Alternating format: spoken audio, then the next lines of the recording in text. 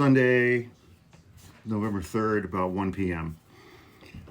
Yeah, I think Democrats are pretty decisively going to retake the House of Representatives.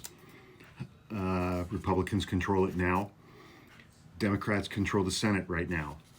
And Sherrod Brown's going to win in Ohio, but John Tester's going to lose in Montana, I think. That'll be 51-49 in favor of Republicans. So it's going to come down to the races with Debbie McCarcel Powell in Florida. She has an excellent chance of beating incumbent Rick Scott. Everybody hates Rick Scott. She's polling within a point or two of him and has been consistently. And it's going to come down to Colin Allred in Texas, who is polling within a point or two of Fat Wolverine Ted Cruz, who everybody also hates. Fortunately, these two very strong Democratic candidates are running against the two most hated members of the United States Senate.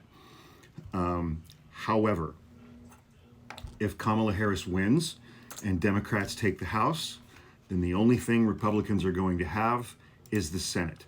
And that will become their vehicle for revenge over Donald Trump's loss in the election.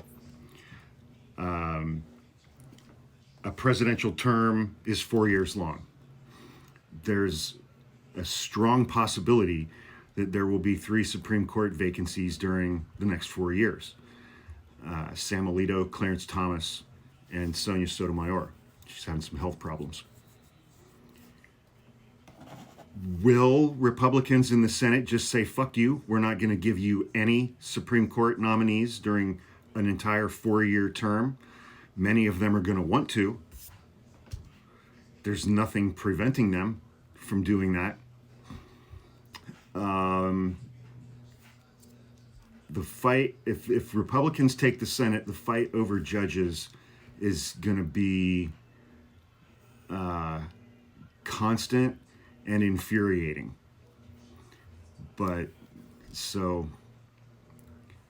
I hope that Debbie McCarcel Powell in Florida wins, and I hope Colin Allred in Texas wins. And there's that, hang on a second, Kyle PhD reminded me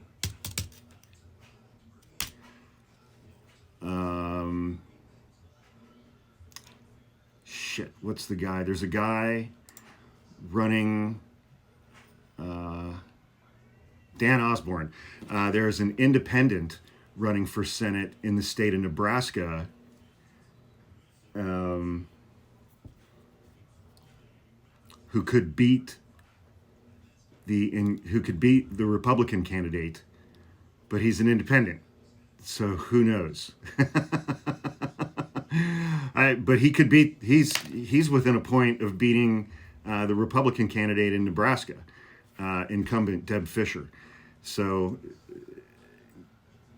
if Kamala wins and Democrats take the House, everything's riding on the Senate, and it's an uphill fight.